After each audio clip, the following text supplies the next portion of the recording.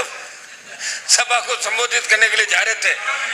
अब चलिए, आज साहब, आज आखिरी दिन है, कम से कम आज ये घटनाएं तो हो कि हमारे विधायक है ना, विधायक मंत्री सुरक्षित नहीं, तो ये सांड उनके पुकरेड़ी गांव के अंदर राठौर साहब के नजदीक है गांव, पुकरेड़ी गांव में सांड ने इनका पीछा किया और इन्होंने दौड़ के अपनी जान बचाई। सुंदर काका के पीछे भागा सांड और भीलवाड़ा के अंदर कालूलाल जी के पीछे भागा सांड, सुनो भीलवाड़ा के अंदर। तो उपाध्यक्ष महोदय, मेरी आपसे पहले आप एक बात तय कर लें, उनके कहने से बोलेंगे या मेरे कहने से? आपके कहने से। हाँ, तो कई गलतफहमी है, आपको वो दूर कर लो धीरे धीरे। मैं तो कमाल कर रहा, मैं तो आपके कहने से बोलूंगा साहब।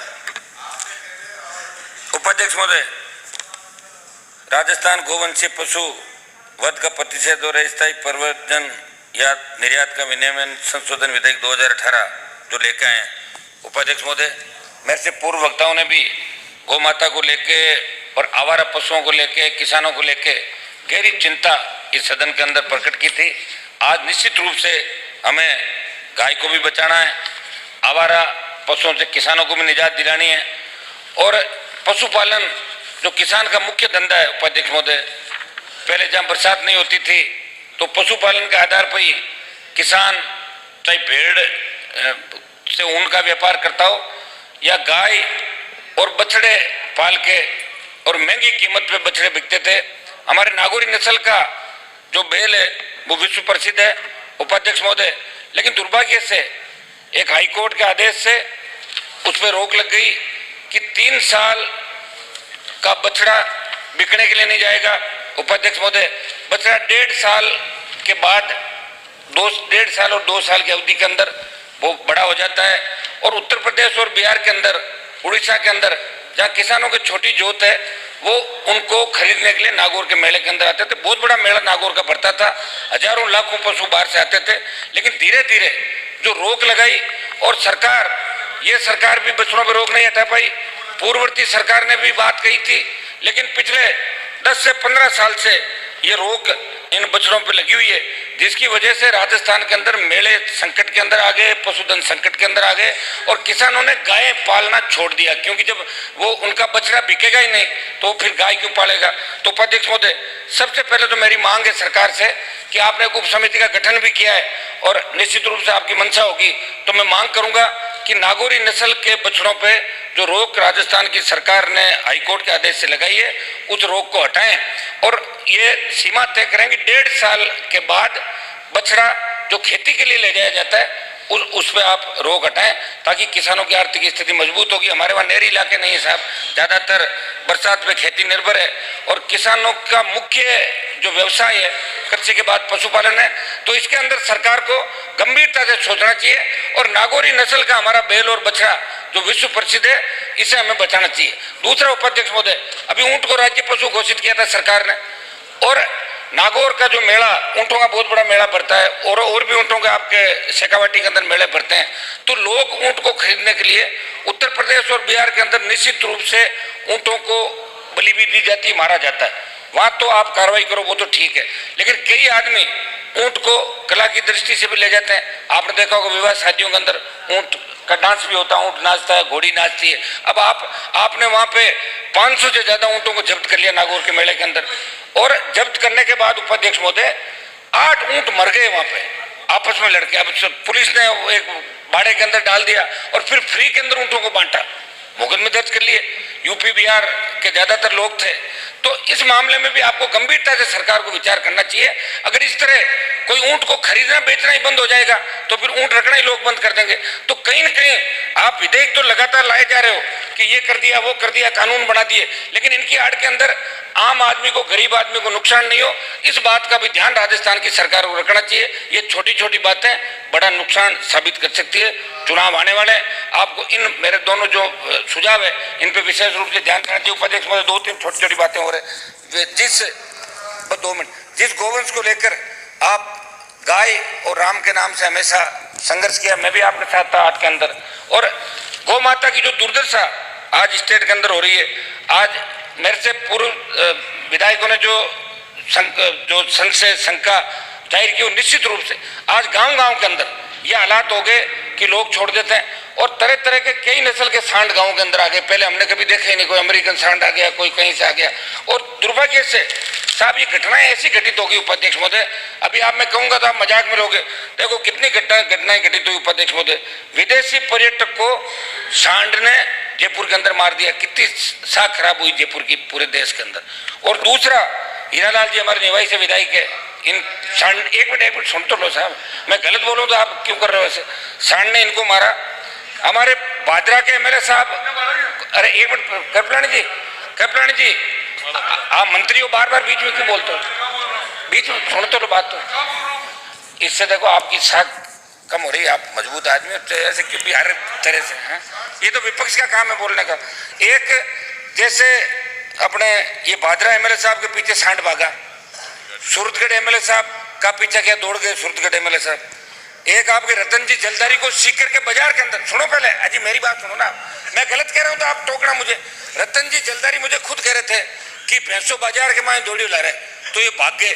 और अपने बुकरेडी, अरे साहब सुन लो बात, ये रतनगढ़ के अंदर बुकरेडी गांव, अरे आप एक मिनट रुको सही, रतनगढ़ के अंदर बुकरेडी गांव के अंदर राजकुमार सिंह रेणवा जब सभा को संबोधित करने के लिए जा रहे थे, अब चलिए आप समाप्त करिए। एक मिनट किसने कहा था कि एक्सीडेंटल स्टैटिस्टिक्स आप यहाँ पर एक दो मेरे, मैं तो आराम से।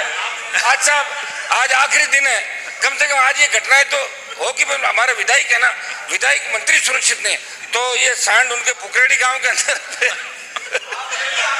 राठौर साहब के नजदीक है गांव, पुकरेडी गांव में सांड ने इनका पीछा किया और इन्होंने दौड़ के अपनी जान बचाई। सुंदर काका के पीछे भागा सांड और भीलवाड़ा के अंदर कालूलाल जी के पीछे भागा सांड, सुनो भीलवाड़ा के अंदर। तो उपाध्यक्ष महोदय मेरी आपसे यही मांग है कि इन आवारा जो हमारे सांड है, आवारा पशु, आप नंदी गौशाला खोलने की बात करो, अच्छी स्वागत योग्य बात है, लेकिन नंदी गौशाला के अंदर किस तरह बजट का प्रावधान होगा, एक एक नंदी गौशाला के अंदर किस तरह आप रखोगे। एक तो आप जो गौशालाओं को अनुदान, एक मिनट सर, गौशालाओं पे अनुदान आपने शुरू किया, इसके लिए तो आपको धन्यवाद, लेकिन ये अनुदान कम है। 32 रुपए आप गाय के दे रहे हो और 16 रुपए बछड़े के, तो इसको तो बढ़ा के 50 रुपए करो गाय के और 30 रुपए करो बछड़ों के। दूसरा उपाध्यक्ष महोदय, गांव के अंदर लोग गाय पालना चाहते हैं, लेकिन वहाँ जमीन की बहुत बड़ी दिक्कत है। दानदाता हर जगह नहीं कि सब 5 बीघा जमीन दे दे, 10 बीघा जमीन है। आंकड़े कहाँ से इकट्ठे कर लिया आप? तो मेरा निवेदन था कि मंत्री जी इसमें भी रेवेन्यू मिनिस्टर आप सब चर्चा करें, चुनावी टाइम है, गौशालाओं के लिए जमीन के अलॉटमेंट के लिए आप गोचर में से जमीन की व्यवस्था कराएं, 20-20 लाख रुपए प्रत्येक गौशालाओं को अनुदान दें, ताकि विधायक और सांसद भी उसमें पैसा खर्च कर सके, हम लोग भी लगा सके। एक उपाध्यक्ष महोदय, पशुओं की तो हो गया, ये 2 मिनट बोल रहे थे, पशुओं की मैं रात को 2 बजे भी सुनता हूँ, आपको बैठ के ऐसे क्या कर रहे हो, 2 मिनट नहीं सुन सकते मुझे। पशुओं की कृत्रिम गर्भधान व एफएमडी टीकाकरण योजना में काम कम में आंकड़े आप ही तो पढ़ के बोल रहे थे, काम कम में आंकड़े अधिक आ रहे हैं, टीकाकरण हेतु कोल्ड चेन मेंटेन के साधनों की कमी है। उपाध्यक्ष महोदय, जिस तरह इस बजट में गो अभियान खोलने की बात बीकानेर जिले में कही है, सरकार गायों के उद्धार हेतु प्रत्येक ग्राम पंचायत पर गौशालाओं को 20-20 लाख रुपए का अनुदान दे। कृषि के साथ पशुपालन किसानों का मुख्य व्यवसाय है, इसलिए पशुओं को विशेष रूप से आवारा पशुओं का इंतजाम भी करें। आवारा पशुओं को किस तरह अपन रोक सकते हैं ताकि किसानों की फसलों का नुकसान भी नहीं हो और पशुपालन को बचाया जा सके, गाय को बचाया जा सके। और गाय अपने जो गायों की तस्करी उपाध्यक्ष महोदय करते हैं, इसके अंदर ये जो धारा अधिनियम की धारा 6 के अंदर आपने गाड़ी का जो वाहन चालक है उसको तो आप गिरफ्तार करोगे, लेकिन मालिक को भी गिरफ्तार करना चाहिए ताकि इससे गो तस्करी रुकेगी। दूसरा, आप गौशालाओं के अंदर दोगे तो 10,000 रुपए के अंदर आपका ट्रक है या जो भी पकड़ोगे 10,000 रुपए, 10,000 नहीं कम से कम 50,000 रुपए आप उसमें जुर्माना करके उस गौशाला को दो। और तीसरा, सेशन न्यायालय के अंदर ये जो इस पे ये ट्रायल चले और 2-3 वर्ष की समय की पाबंदी हो ताकि ऐसे केसों में सजा हो जिसे मैसेज जाए और ये गौ हत्या राजस्थान के अंदर रुके।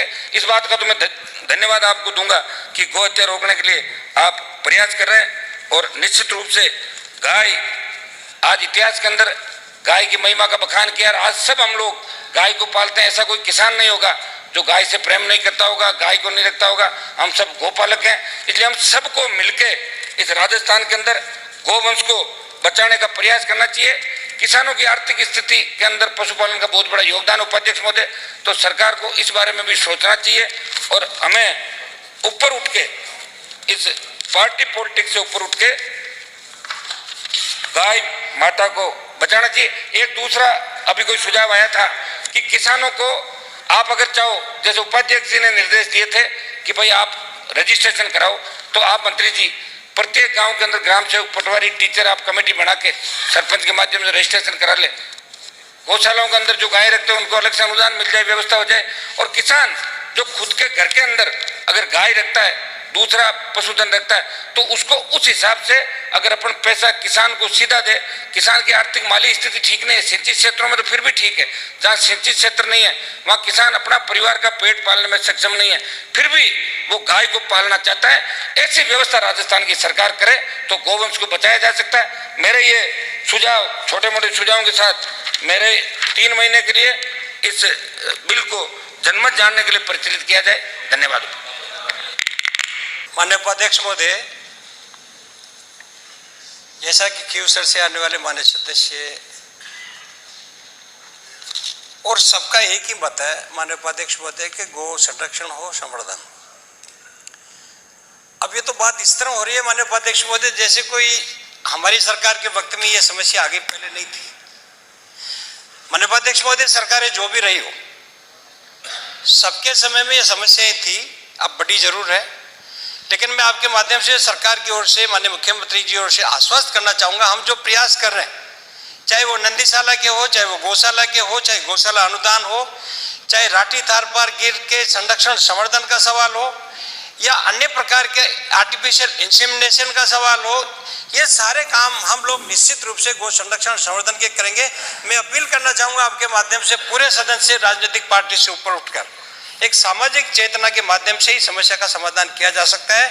सरकार वित्तीय साधन दे सकती है, व्यवस्था कर सकती है, लेकिन आरोप प्रत्यारोप एक बहुत आसान चीज है। हम सब मिलकर कोशिश करें ताकि गौ संरक्षण और संवर्धन हो सके। प्रश्न ये कि राजस्थान गोवंशीय पशु वध का प्रतिषेध और अस्थायी प्रवर्जन या निर्यात का विनियमन संशोधन विधेयक 2018 को पारित किया जाए। जो पक्ष में हो वो हाँ कहें, जो विपक्ष में वो ना कहें। हाँ पक्ष जीता, हाँ पक्ष जीता। राजस्थान गोवंशीय पशु वध का प्रतिषेध और अस्थायी प्रवर्जन या निर्यात का विनियमन संशोधन विधेयक 2018 को पारित किया गया।